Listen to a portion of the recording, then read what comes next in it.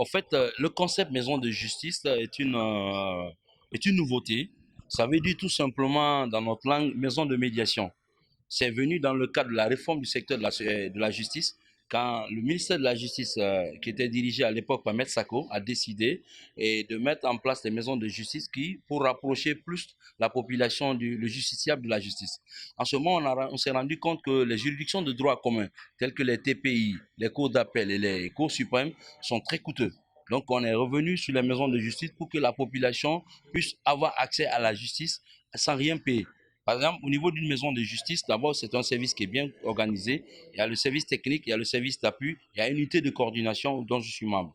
Donc, le service technique s'occupe de la médiation, de la conciliation et de la coordination globale. Il y a le service d'appui qui est là, le service d'accueil, l'informaticien et les hommes de ménage. Et puis aussi, il y a l'unité de coordination qui est gérée par monsieur le procureur de la République, près de la première instance qu'il y a. C'est qu'il faut créer ce pont aussi entre la maison de justice et le tribunal de droit commun. C'est venu renforcer ce qu'on avait avant, qu'on appelle les CIP, les centres d'information de proximité. Et la mission de ces CIP, c'était l'accueil, sensibilisation, orientation. Mais les maisons de justice sont venues augmenter quoi? Avec, en plus de l'accueil, de la sensibilisation, de l'orientation, on fait de la conciliation et de la médiation. Donc la médiation consiste à ce que les gens viennent, ils ne portent pas plainte comme au niveau de la justice, ils font une réclamation par rapport à un sujet donné, par rapport à un conflit de faible gravité. Quand ils viennent, et nous on les écoute, un service d'accueil, il les oriente, si c'est la conciliation, c'est la médiation. Quand ils sont entendus, en ce moment, on fait une invitation à la personne qui a un conflit avec cette autre personne, ils viennent. On les demande d'abord si on va les entendre séparément, après on va les entretenir. Et bien, ce qui est très important, c'est le caractère confidentiel de tout ce qui va filtrer de tous les entretiens là-bas. Et c'est soldé par un procès verbal de médiation ou de non-médiation. Parce que ce n'est pas exclu qu'on fasse la médiation et qu'on n'aboutisse pas. C'est normal, quand une partie n'est pas d'accord, n'est pas consentante, on fait toujours un procès verbal, mais assorti d'un procès verbal qui dit non-médiation ou le procès verbal médiation réussie. Donc tout ça là, ces procès verbaux ont été élaborés et on l'a. Et en ce moment, pour donner un cutus juridique à ce procès verbal, il est traduit au niveau du procureur de la République. Pour éviter les rebondissements après, le procureur de la République va valider ça pour dire que ce dossier-là est venu à la maison de justice, il a été clos, il a été réglé comme ça.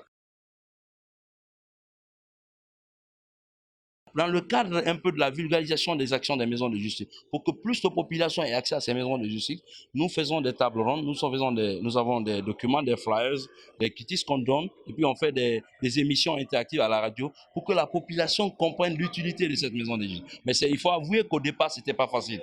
Parce que qui parle de justice en Guinée parle de la lenteur et puis du coût très élevé. Donc, autrement dit, on va évoluer comme un peu en France ou un peu en Chine, où eux, ils appellent déjà directement maison de médiation. Les cas précis qui arrivent souvent, ce sont des conflits conjugaux. C'est soit un monsieur et sa femme, ça ne va pas, ils sont en séparation du corps, mais le juge juge que si on tranche, on casse complètement le couple. Ou alors c'est un truc d'adultère qui s'est passé. Vous savez, l'adultère est dépénalisé en Guinée. Mais imaginez qu'une femme qui surprenne un peu son mari dans le lit conjugal, et puis voilà, il vient faire une réclamation. Si tu juges au niveau du tribunal du droit commun, ce qui va se passer, c'est qu'il y aura complètement la fissure au sein du couple. Donc on ramène ces dossiers-là au niveau de la maison de justice. D'abord, dire la vérité, parler du droit, mais enfin réconcilier les gens en vue de les mettre ensemble. La maison de justice est gérée par un comité de coordination qui est composé d'abord des élus locaux, des représentants de la justice, c'est-à-dire le président du tribunal, le procureur de la République ou son représentant, le maire lui-même. Comme l'a dit le monsieur pendant le panel, le maire ne se fait pas représenter dans le décret. Le maire, c'est lui qui est là, membre du comité de coordination, parce que c'est un outil du conseil communal. Et encore, il y a les acteurs de la société civile, il y a les représentants des services déconcentrés aussi de l'État qui sont dans le comité de coordination. Mais au niveau de la cellule technique, dont le coordinateur, le conciliateur et les médiateurs, ce sont des personnes qui sont déléguées par le ministère de la Justice, qui sont déjà cadres aux missions de la justice, qui sont des juristes, mais qui ne sont pas des magistrats parce qu'il y a une différence. Ils ont fait les cours de droit, mais ils n'exercent pas. Donc, c'est eux-là qu'on a envoyés dans ces maisons de justice. Et un personnel d'appui a été recruté dans le cadre, par exemple, des ménages, dans le cadre de l'accueil, dans le cadre de la prestation un peu informatique.